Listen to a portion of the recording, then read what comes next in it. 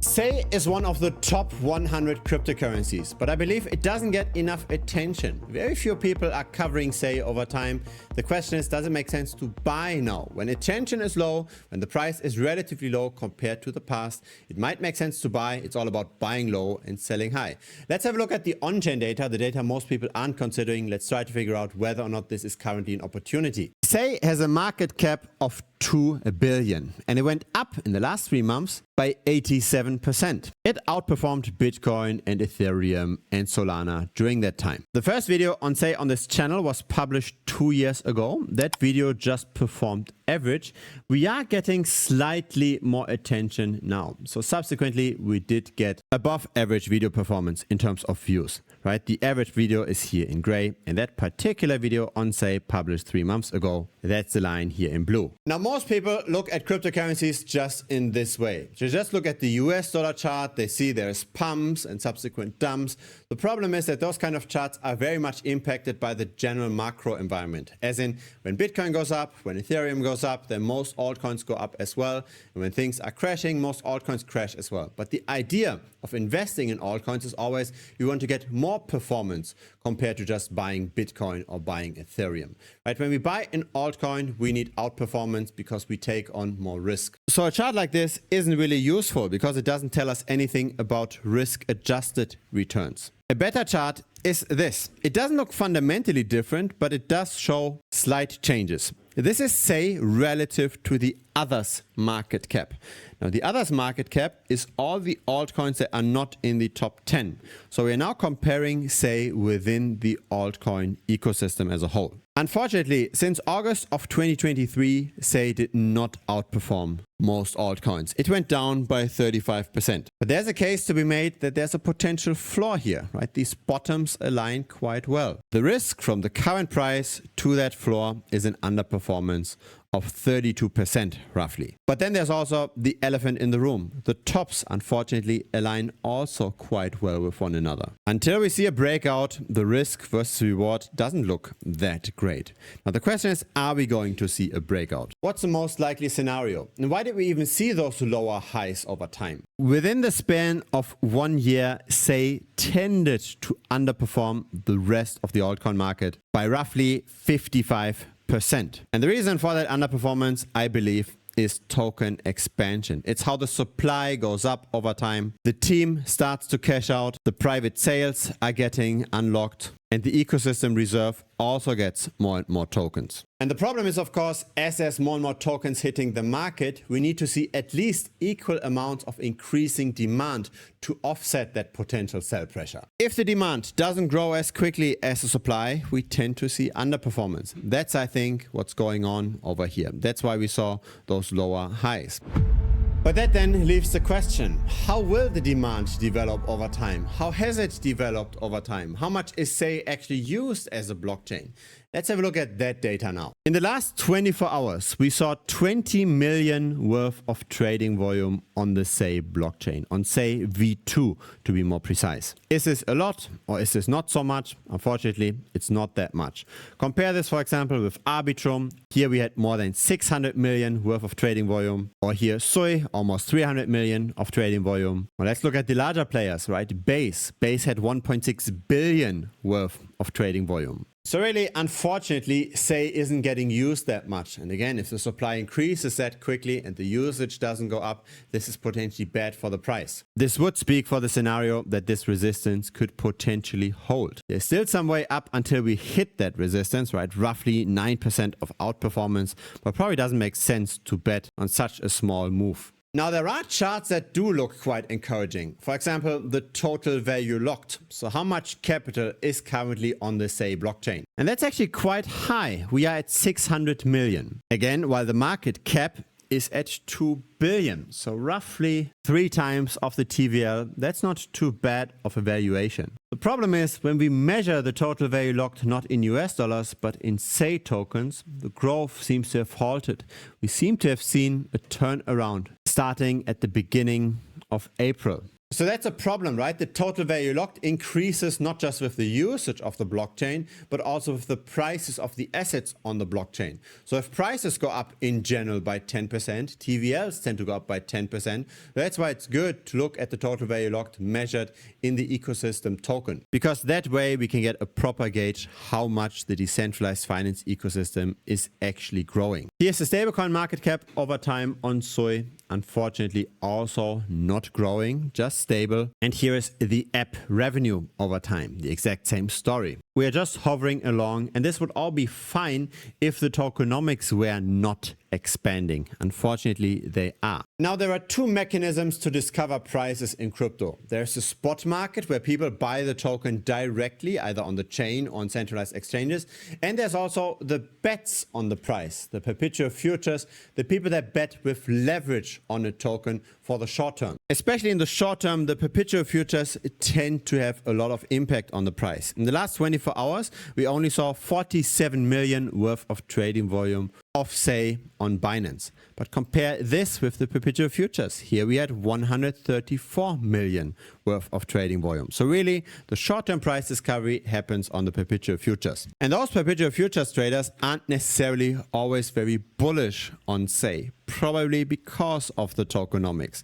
Currently, the longs have to pay the shorts, so there's a positive funding rate. But quite often, we also see a negative funding rate, which isn't that common in crypto. Most of the time, funding rates tend to be positive. Most of the time, it costs money to get positive price exposure. When this is negative, this means that there's more people that bet on falling prices. And betting on falling prices becomes expensive. There is a strong correlation between the, say, spot price and the open interest, or how many bets are currently made on the price. When there's more bets, then the spot price tends to be high. When there's less bets, then the spot price tends to be low. And currently, we are rather on the higher end of open interest. This can potentially go down and bring the spot price further down with it. Again, another indication that this resistance here might hold. I don't have a crystal ball, right? I'm just sharing the data and how I interpret it. In any way, we are likely going to see some kind of breakout. We're likely going to see increased volatility and increased trading volume. Historically, we saw the trading volume of, say, coming in waves. Currently, we are rather low.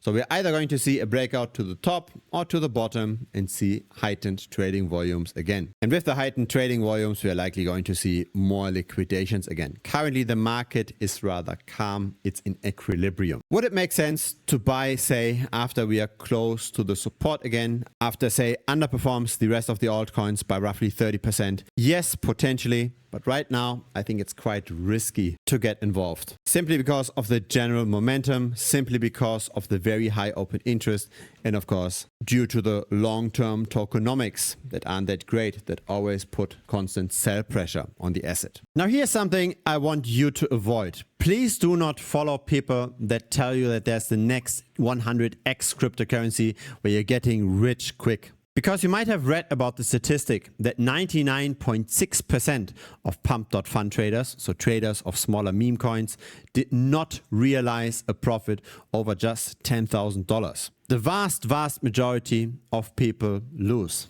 The winners might be among those influencers, the winners might be among the insiders, and the rest is simply burning their money. And so because of that capital concentration process, because more and more people lose their money, ecosystems like pump.fun tend to shrink when there's no new marketing. And so what's the solution here? Because we want to make money over time, right? What's actually realistic if we can't make our 100x? There is a simple conservative solution. It's just dollar cost averaging. It's buying $1,000, for example, every month into something like Bitcoin. So do this for longer than a cycle, so for more than 4 years, in this example 6 years, then the performance looks like this. So had you dollar cost average into the S&P 500 or into gold, you have gotten this performance, but by buying into Bitcoin, you're getting this performance here. Now the time horizon matters here, right? Because there are bear markets. We include here a bear market where Bitcoin went from almost 70K all the way down to 16K. So at that point, the performance of the S&P 500 and gold and Bitcoin were very similar. But if the time horizon is long enough, then just within 6 years and just $1,000 per month, a comfortable nest egg of 360K can be built. It's not sexy, it takes longer, it takes effort, it takes contributions. It's not getting rich quick, but it's getting rich consistently. Now, I'm a fan of beating this, of course, because the crypto market is still very inefficient. But it's not inefficient in the way how you might expect. I am dollar cost averaging into my trading portfolio as well. This is my active trading portfolio measured in BTC. And my plan is to get to 8 Bitcoin within the next 2 years. Now, I didn't just buy Bitcoin with my trading portfolio. I actually did do active trading that did outperform buying and holding. I got this alpha here. So had I not dollar cost averaged, if I just paid into the trading portfolio once, I would have roughly doubled the amount within 48 years. So because I didn't just buy into Bitcoin, but I did do active trading, I'm now close to 5 Bitcoin and not just close to 2.5 Bitcoin. So what's more important? Is it the trading? Is it the regular contribution? The answer is both is important. At the beginning, the regular contribution is more important. At the end, generating the alpha is becoming more important, right? Because once this is at 3x, not just at 2x, then 2/3 of the Bitcoin in the portfolio is just due to alpha and is not due to dollar cost averaging. So both is important. Contributing is more important at the beginning. Trying to outtrade everything when the capital base is still small is not the smartest idea. Again, you've got a very high likelihood of losing it all. And so I'm actually doing the exact opposite of what most other people are doing. Most others try to find the next best altcoins. They have maybe a diversified altcoin portfolio, 10, 20 altcoins, and they try to beat Bitcoin that way. But more often than not, this fails. If you listen to people like this, how ApeCoin will be the next 100x investment, this video was published 8 months ago, then you would have underperformed Bitcoin by 44% since then. Now, this is not just in the last 8 months. Have a look at what ApeCoin did prior to that. It just underperformed Bitcoin extremely consistently. And so that's how everybody gets wrecked. That's how the majority of people lose. Most people buy things that get recommended by influencers, and very often those influencers get paid by the different crypto projects to do that marketing. I, by the way, never take any money from any crypto project ever. The only money that I take is from the premium members that support this channel here. But more of that in a second. Here's the reason why ApeCoin did so poorly. The supply increased over time massively, and the early insiders at the team, etc., they get token unlocks over time and they dump those unlocks on the market, which makes sense when your token performs like this relative to Bitcoin. So this as well is a self-fulfilling prophecy. If most people expect a token to do worse than BTC, then the selling pressure will just continue. And so my approach is to just flip this whole thing around. So instead of trying to find the best altcoins and buying them and having a diversified portfolio of altcoins, I'm just betting on falling prices of altcoins relative to Bitcoin. So I go long Bitcoin, I bet on rising prices of Bitcoin, and I go short the altcoins that are extremely poor in long-term performance. So instead of this chart, I've got the performance of this chart here. So there's now Bitcoin relative to ApeCoin. And what we see here in white, that's just the Bitcoin price. As in, Bitcoin does have its drops, but relatively speaking, since ApeCoin is so inflationary, it tends to do so much worse. And so over time, it tends to just very constantly outperform just plain old holding Bitcoin. So there's a better strategy to just buying and holding Bitcoin. There's a better strategy to just dollar cost averaging into Bitcoin. And it's not finding the next 100x altcoin. It's betting on falling altcoins because the insiders are cashing out constantly. That's actually how we can beat the market. And that's what I'm doing for the last 4 years. And so I want to share this strategy, of course. It's not as straightforward as just buying an altcoin. We do need to use decentralized finance applications. We do need to do some risk management here, but long term, again, it's worth it. I have made many tutorial videos on the topic, but in the end, you only need 2 videos, 2 very important videos just to copy trade what I do. So that's this video over here, using perpetual futures to bet on relative valuations, and this video over here, risk management with relative valuation bets. Those 2 videos in total amount to roughly 1 hour of content. After you've consumed this content, you can do bets like this. Now, many altcoins are inflationary, and so there's many such opportunities. I also have one favorite trade where the outperformance is very, very constant, where the volatility is very low. I will share that favorite trade once you join. So after you've watched those two videos and you've joined the community, I will share my favorite trade. And if that favorite trade does not make money after 1 month of holding, then I will refund the premium membership fee for you, no questions asked. So it's currently $125 per month, and if you don't make money with that trade in that month, you will just get that money back. So you're not really risking that money, and you can watch all the tutorials in premium, not just the two that were mentioned here. So feel free to explore premium without any risk. A link to the website should appear directly here on the screen. If it's the very first time here, feel free to subscribe. I publish this regularly. A like would be very much appreciated as well. It helps the channel grow. See you next time on YouTube, or see you in premium. Cheers.